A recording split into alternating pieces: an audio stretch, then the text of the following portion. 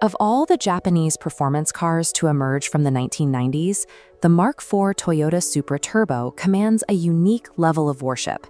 Its status was permanently cemented in 2001 as the hero car driven by Paul Walker in the original The Fast and the Furious.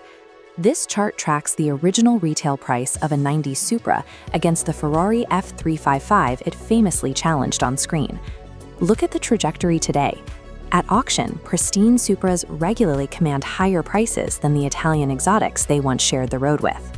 Because of that massive Hollywood exposure, the public memory of the Supra is highly specific.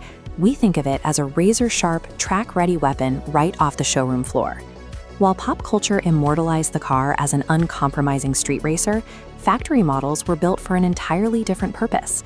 If you get behind the wheel of a completely stock 1995 Supra Turbo today, it does not offer the surgical, high-strung feel of an Acura NSX or a Honda S2000. Push it hard into a corner, and the chassis leans into noticeable body roll. Put your foot down, and the twin turbos take their time spooling up, waiting until you hit the high RPM range before delivering real power. Rather than an eager canyon carver, the ride is smooth, quiet, and heavy. It behaves much more like a luxury Lexus engineered for comfortable, long-distance highway cruising.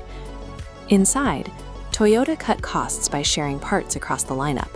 The steering wheel, the window switches, and the radio head unit are replicas of the generic plastic components found in a standard commuter 4Runner or Camry.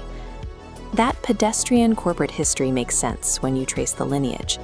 The Supra nameplate originally began in the 70s as a slightly sportier Celica trim. This leaves us with a contradiction.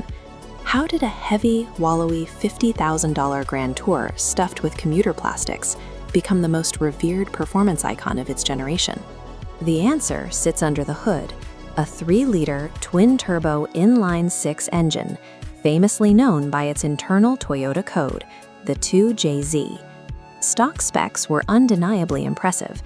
It delivered 320 horsepower and hit 0 to 60 in the mid-4-second range, formidable speed for a street car 30 years ago. But its real secret is structural. As this blueprint shows, Toyota designed the block with thick cast iron walls and heavily reinforced internal geometry. The engine was massively over-engineered. That indestructibility birthed a massive tuner culture.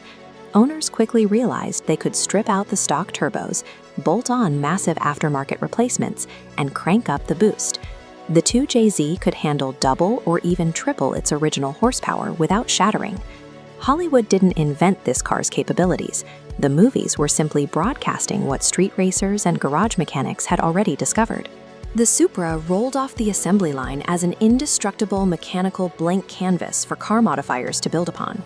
To match that hidden mechanical potential, Toyota gave the car an exterior shape that perfectly captured the era.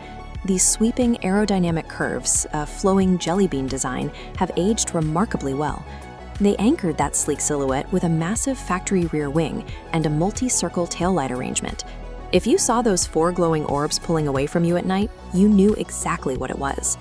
Inside the cabin, designers disguised the recycled Camry buttons by wrapping the entire interior into a highly asymmetrical fighter jet-style cockpit. Every dial, gauge, and even the latch for the center console is aggressively angled toward the driver's seat, deliberately ignoring the passenger side. These futuristic lines and the pilot-centric cabin make the experience feel bespoke, separating the driver from the standard Toyota parts bin. Compared to its 90s rivals, the Supra has clear deficits. It lacked the surgical handling precision of the Mazda RX-7, and it didn't possess the complex, all-wheel drive wizardry of the Mitsubishi 3000 GT VR4. The Supra surpassed its competition by combining straight-line speed, beautiful design, daily practicality, and an unbreakable powertrain into a single package. Toyota has successfully revived the nameplate with the modern Mk5 Supra, but because that new iteration shares its engine and underpinnings with a BMW, purists ensure the purely Japanese Mk4 remains the undisputed king. The Supra's legend centers on the limitless potential Toyota engineered into the metal. The Mk4 stands as a monument to Japanese over-engineering, an accessible machine enabling everyday drivers to build their performance legacies.